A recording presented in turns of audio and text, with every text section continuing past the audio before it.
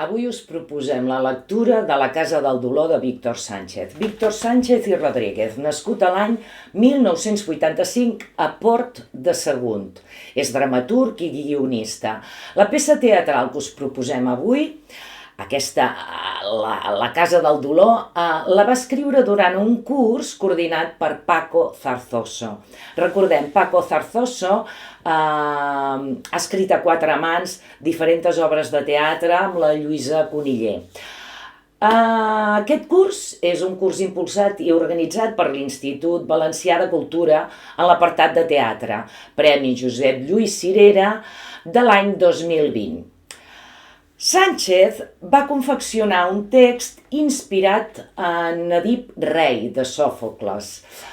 El resultat és un trencaclosques de misteri, comèdia i tragèdia. La casa del dolor. Les aparences no són el que semblen.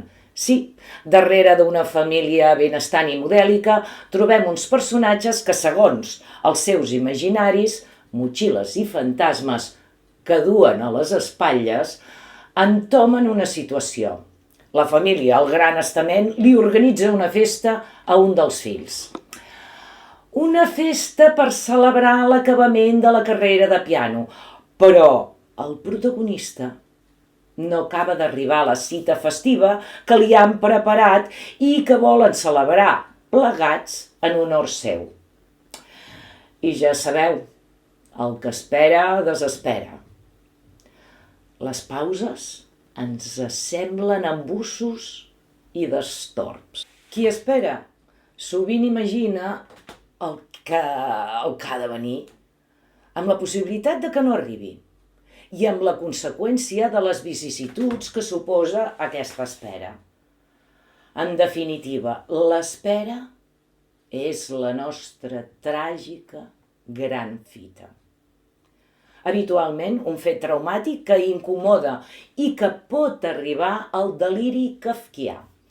Una societat que t'empeny a no tenir pauses. Bé, a no ser que emmalaltegis o estigui establert com a codi ben estipulat i definit. Ara toca parar.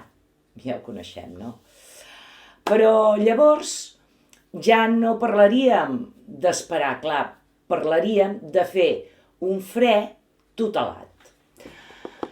I pensem diferent, aviam. I si l'espera fos un calaix de sastre farcit d'expectatives volàtils i de colors fluorescents que frisen per captivar-nos i arrossegar-nos xiroiament cap a allò desconegut i llaminer?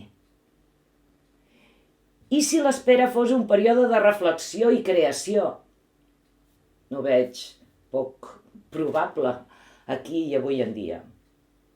Veig que ja m'enfilo i crec que és preferible que ho comentem tots a la tertúlia del club.